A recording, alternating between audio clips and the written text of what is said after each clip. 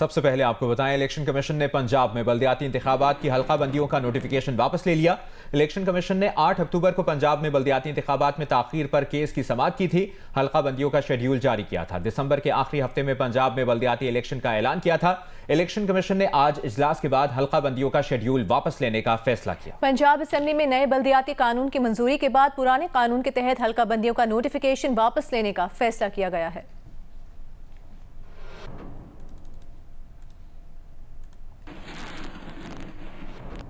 पाक अफगान कशीदगी के बायस तोरखम और बाब दोस्ती समेत पाक अफगान तमाम सरहदों पर तिजारत और पैदल आमदोरफ्त 10 रोज से मुअत्तल है। ताहम चमन में बाब दोस्ती के गेट 4 के जरिए अफगानिस्तान से खाली गाड़ियों की वापसी और पाकिस्तान में गैर कानूनी तौर पर मुकीम अफगान बाशिंदों की वापसी का सिलसिला जारी है। तोरखम में भी तिजारती गुजरगाह खोलने की तैयारियां मुकम्मल हो गई हैं। चमन में पाक अफगान बॉर्डर बाब दोस्ती तिजारती सरगर्मियों के लिए बंद है। ताहम स्पेन बुलदक में फंसी पाकिस्तान की 500 से जायद खाली गाड़ियों की वापसी हो चुकी है, जबकि 2000 से जायद अफगान बाशिंदे अफगानिस्तान जा चुके हैं।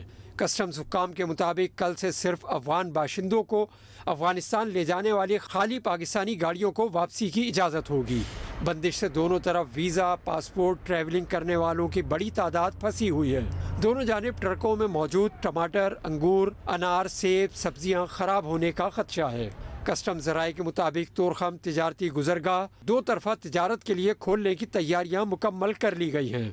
आइंदा 24 घंटों तक सरहद किसी भी वक्त खोली जा सकती है। तोरखम ट्रांजिट टर्मिनल में कस्टम समेत दीगर अमला तैनात कर दिया गया है, जबकि कार्गो गाड़ियों की क्लियरेंस के लिए स्कैनर्स भी नस्ब कर दिए गए हैं। जनूबी वजीरिस्तान में अंगूर अड्डा, शुमाली वजीरिस्तान में गुलाम खान और ज़िला कुरम में खरलाची सरहद भी 10 रोज से बंद है। पाक अफगान सरहद बाब दोस्ती हर किस्म की तिजारत के लिए बदस्तूर बंद है। पासपोर्ट और वीज़ा ऑपरेशन भी मुअत्तल है।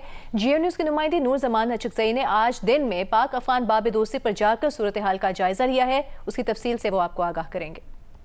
जिस वक्त मैं पाक अफगान बॉर्डर पर मौजूद हूँ, बाब दोस्ती में से चंद फरलांग पर मौजूद है।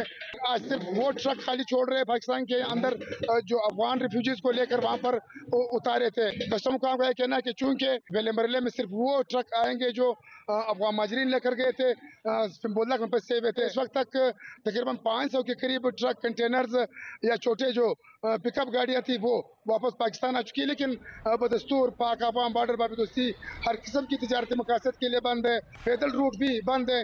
जो वीज़ा पासपोर्ट सेक्शन है FIA की वो ऑपरेशन सस्पेंड किया हुआ है। हुकाम का कहना है कि वीज़ा पासपोर्ट पर गए हुए एक बहुत बड़ी तादाद तकरीबन 6000 तक जो पाकिस्तानी है वो उसमें बोलक में फंसे हुए। इसी तरह वीज़ा पासपोर्ट पर आए हुए अफगान शहरी भी चमन या पाकिस्तान के मुख्तलिफ शहरों में फंसे हुए, चूँकि वीज़ा सेक्शन बंद है। इस वजह से लोगों को भी सख्त मुश्किलात है जो कि पैदल आते जाते थे। मुसाफर खासकर कस्टम और NLC के जो स्कैनिंग मशीनें थी वो भी नस्ब कर दी गई है यहाँ पर, लेकिन ये बताया नहीं गया कि कब खोला जाए, क्योंकि अफगान और पाकिस्तानी हुकाम के दरमियान बाकायदा बाज़ाब्ता कोई रब्ता तो नहीं हुआ है। जो तिजारत है, ट्रेड है हर किस्म की, वो मुअत्तल है। अफगानिस्तान से टैरिफ माहिदे के तहत टमाटर की जो एक बहुत बड़ी तादाद में ट्रक है इसमें बोला के फंसे हुए, अंगूर अनार के भी वो यहाँ पर फंसे हुए, लेकिन कोई मुद्दत नहीं बताया गया इन इंतजामिया की तरफ से कि कब खुलेगा, लेकिन मुमकिन है कि सरहद खोलने में वक्त लग जाए। जी। फील्ड मार्शल आसिम मुनीर का कहना है कि फितनतुल हिंद और फितनतुल खवारिज शरंगेजी और तरक्की मुखालिफ बयानियां फैलाने की मजमूम कोशिश कर रहे हैं। किसी भी बराह रास्त या बिलवास्ता सरहदी खिलाफ वर्जी का फैसला कुन जवाब दिया जाएगा। पाकिस्तान खित्ते में अमन और इस्तेहकाम का ख्वाह है। GHQ में 17वें नेशनल वर्कशॉप में बलूचिस्तान के शुरका से मुलाकात में फील्ड मार्शल ने कहा कि जाती सियासी मफादात पर मबनी एजेंडों को रद्द करके मुल्क की मफाद को मुकद्दम रखना होगा। पायदार तरक्की के लिए नौजवानों का फ़ाल किरदार निहायत अहम है। बलूचिस्तान पाकिस्तान का फ़ख्र है। बलूचिस्तान के लोग निहायत बासलाहियत, बाहिम्मत और मुहिब वतन हैं।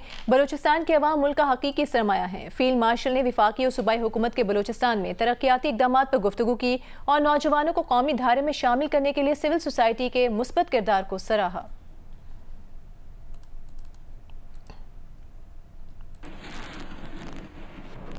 विफाकी वज़ीर दाखिला मोहसिन नकवी का कहना है कि हुकूमत किसी मकतबा फ़िक्र के खिलाफ कार्रवाई नहीं कर रही। कोई भी जत्था हथियार लेकर सड़कों पर आएगा तो उसके खिलाफ एक्शन लिया जाएगा। तफसील बता रही हैं कराची से किरण खान।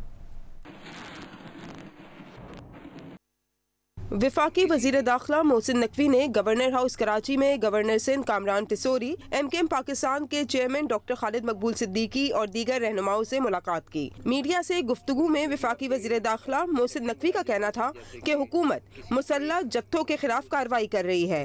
सोशल मीडिया पे ऐसी परसेप्शन बनाई जा रही थी जैसे कि किसी एक मखसूस सेक्ट के खिलाफ फेडरल गवर्नमेंट कार्रवाई कर रही है, जो कि हकीकत में बिल्कुल गलत है। हाँ, जो कोई जत्था वेपन्स के साथ कहीं पे भी होगा, चाहे वो किसी भी सूबे में हो, उनके ऊपर ज़रूर एक्शन होगा और उसमें मेरे ख्याल है किसी किस्म की किसी को कोई गलतफहमी नहीं होनी चाहिए।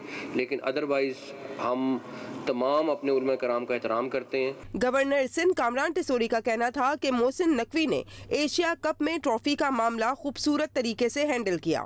जब ये ग्राउंड में खड़े थे और इंडियन टीम जो है वो ट्रॉफी ले नहीं रही थी, इन्होंने भी सब्र का मुजाहरा किया, खड़े रहे, क्योंकि वो तो चाहते थे कि शायद जब ये हट जाएंगे तो हम किसी और से ले लेंगे। लेकिन उनको ये नहीं पता था कि हमारा जो चेयरमैन है वो वजीर दाखिला भी है और उसने टीम को भी फिर बाद में थोड़ा दहशतगर्दों की तरह हैंडल किया कि वो ट्रॉफी गाड़ी में रख के साथ ले आए। अब पूरा इंडिया ट्रॉफी के पीछे भाग रहा है। लेकिन मेरी आपसे एक दरख्वास्त है कि जो हमारी अपनी टीम है उसे भी आप बताएं कि आप वजीर दाखिला भी हैं।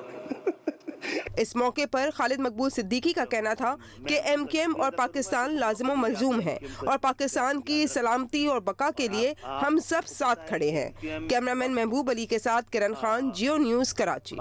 वफाकी वजीर डॉक्टर तारिक फजल चौधरी ने कहा है कि अगर KP पुलिस ने बुलेट प्रूफ गाड़ियों पर एतराज़ किया तो वफाकी हुकूमत को बताना चाहिए था कि क्या मसला है।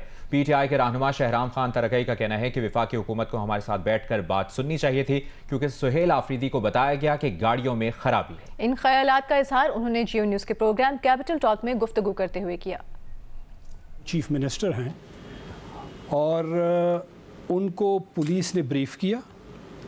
पुलिस ने उनको बताया कि हमारी काम की गाड़ियाँ नहीं हैं, पुरानी गाड़ियाँ दी गई हैं या जो भी उसमें मसले हैं। उस हिसाब से उन्होंने कहा कि हम फ्रंट लाइन सूबा हैं। अगर उन्हें किसी गाड़ी के बारे में कोई शिकायत है तो फेडरल गवर्नमेंट मौजूद है। उनका जो IG और चीफ सेक्रेटरी होते हैं वफाक के नुमाइंदे होते हैं, वो बराह रास्त वफाकी गवर्नमेंट से उसमें होते हैं, टर्म्स में होते हैं और वो बता सकते हैं कि अगर किसी जगह के ऊपर कोई डिफ़ॉल्ट है, किसी जगह के ऊपर उन्हें शक पड़ा है। प्रायोरिटी नंबर 1 हमारे लिए क्या है, सुहेल के लिए आज क्या है, PTI के लिए क्या है, हमें सबसे पहले वहाँ पे अमन चाहिए। तो फिर ऑब्जेक्टिव तो एक ही है ना, फेडरल गवर्नमेंट और KP के गवर्नमेंट का ऑब्जेक्टिव एक है। नहीं, ऑब्जेक्टिव एक तो है, लेकिन वहाँ पे आपने प्रोविंशियल गवर्नमेंट को एतमाद में लेना है, ना कि अगर आप पुरानी गाड़ियाँ बेच दें या ख़राब गाड़ियाँ बेच दें या फिर उसकी बजाय कि उसको सुने कि इशू क्या है, क्योंकि वो तो टेक्निकल उसको तो समझे बताया गया है कि गाड़ियाँ ठीक नहीं, तो आप जाके बैठें उसके साथ और उससे समझें कि इशू क्या है। पब्लिक अकाउंट्स कमेटी ने कराची पोर्ट ट्रस्ट की 380 एकड़ जमीन 10 पैसे फी मुरब्बा गज के हिसाब से 2 हाउसिंग सोसाइटीज को दिए जाने की तहकीकात की हिदायत कर दी।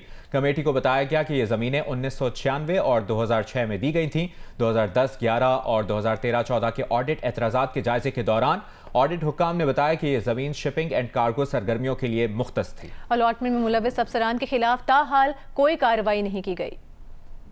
कराची में टारगेट किलिंग के वाकयात में पड़ोसी मुल्क से आए कातिलों के नेटवर्क के मुलविस होने का इंकशाफ हुआ है। सिक्योरिटी ज़राए के मुताबिक कुछ अफराद को हिरासत में ले लिया गया। गिरफ्तार अफराद की निशानदही पर मजीद गिरफ्तारियों का इम्कान है। सिक्योरिटी ज़राए का कहना है कि कराची में टारगेट किलिंग के हालिया वाकयात में 2 ग्रुप्स के मुलविस होने का पता लगाया गया है।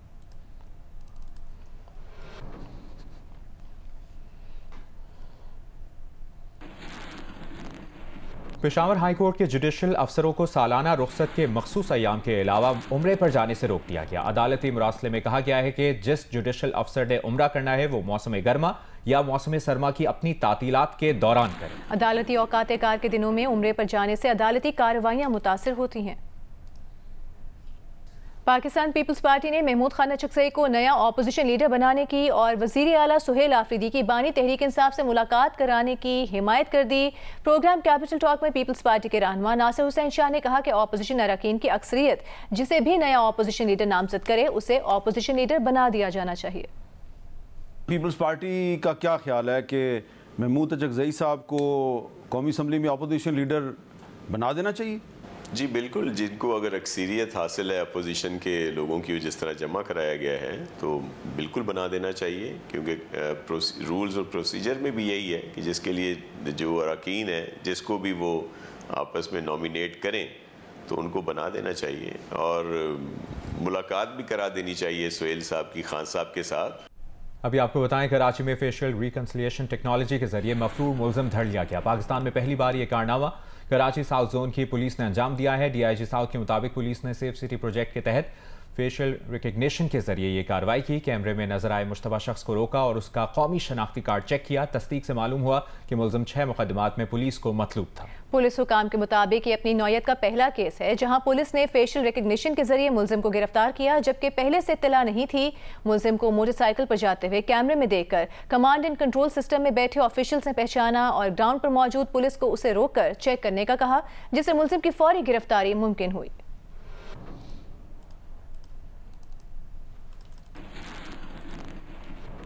सऊदी अरब ने आज़ाद अतिया करने वाले शहरियों को सरकारी एजाज़ से नवाजने का फैसला किया है। खादिम हरमैन शरीफैन शाह सलमान बिन अब्दुल अजीज़ ने आज़ाद अतिया करने वाले 200 सऊदी शहरियों को निशान शाह अब्दुल अजीज़ देने की मंजूरी दे दी। सऊदी अरब में पिछले साल से आज़ाद अतिया करने की शरह में इजाफा देखा जा रहा है।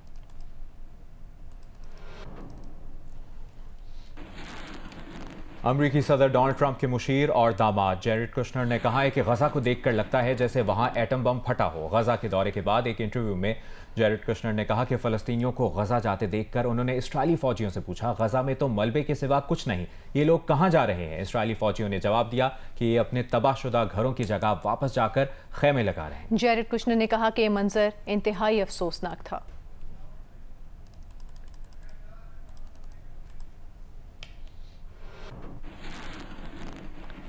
अमरीकी सदर डोनाल्ड ट्रंप ने कहा है कि वो 2 हफ्तों में चीन के सदर के साथ बहुत सी चीज़ों पर बातचीत करेंगे। व्हाइट हाउस में सहाफ़ियों से गुफ्तगू में अमरीकी सदर ने एक बार फिर कहा कि उन्होंने पाक भारत जंग समेत 8 जंगें रोकी। पाकिस्तान और भारत दोनों जोहरी ममालिक हैं जिनके दरमियान जंग तिजारत से रोकी। ब्रेक के बाद आपको बताएं, opposition leader Sindh assembly Ali Khurshidi ने वज़ीर आला सिंध से जमात इस्लामी को रोड कटिंग की मद में मिलने वाले अरबों रुपए की तहकीकात का मुतालिबा किया है।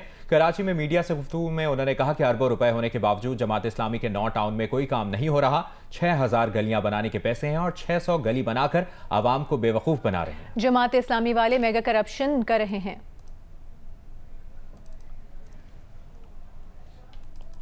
जमात इस्लामी के रुकन सिंध असेंबली मोहम्मद फारूक ने ऑपोजिशन लीडर अली खुर्शीदी के बयानात को हक़ाइक़ के मुनाफिक करार दिया है। एक बयान में मोहम्मद फारूक ने कहा कि जमात इस्लामी के टाउन चेयरमैन हर पैसे का हिसाब अवाम के सामने रखते हैं। MQM के दौर में इदारे तबाह और करप्शन आम थी। अरबों के फंड्स खाने वाले आज हम पर इल्ज़ाम तराशी कर रहे हैं। KMC ने पब्लिक पार्क्स में कमर्शियल सरगर्मियां रोकने के अदालती हुक्म पर अमल क्यों नहीं किया? सिंध हाई कोर्ट के सवाल पर KMC के वकील ने जवाब के लिए वक्त मांग लिया। अदालत ने समाअत 5 नवंबर तक मुलतवी कर दी। पब्लिक पार्क्स निजी अफराद के हवाले करने और वहां कमर्शियल सरगर्मियों को सिंध हाई कोर्ट गैर कानूनी करार दे चुकी है। कमर्शियल सरगर्मियां न रोकने पर कराची सिटी काउंसिल के ऑपोजिशन लीडर सैफुद्दीन ने मेयर कराची मुर्तजा वहाब और दीगर के खिलाफ तौहीन अदालत की दरख्वास्त दायर कर दी है।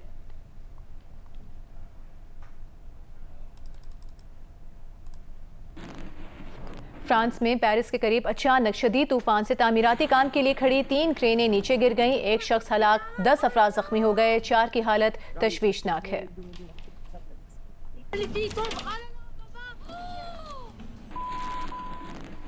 गैर मुल्की खबर एजेंसी रॉयटर्स के मुताबिक भारतीय दारकूमत नई दिल्ली में दिवाली पर पटाखों और आतिशबाजी के बायस शहर का एयर क्वालिटी इंडेक्स दुनिया में सबसे ज्यादा मुज़र सेहत हो गया। इंडियन सुप्रीम कोर्ट ने पिछले हफ्ते पटाखों पर पाबंदी ये कहकर उठा ली थी कि सिर्फ इतवार और पीर को 3 घंटे के लिए ग्रीन पटाखे चलाए जा सकते हैं। रॉयटर्स ने लिखा कि पटाखे चलाने के लिए 3 घंटे की पाबंदी पर अमल नहीं किया गया। ये ग्रीन फायर क्रैकर रिवायती पटाखों से 30% कम धुआं खारिज करते हैं। मंगल को नई दिल्ली का एयर क्वालिटी इंडेक्स 442 रिकॉर्ड किया गया, जो दुनिया में सबसे ज्यादा मुज़र सेहत था।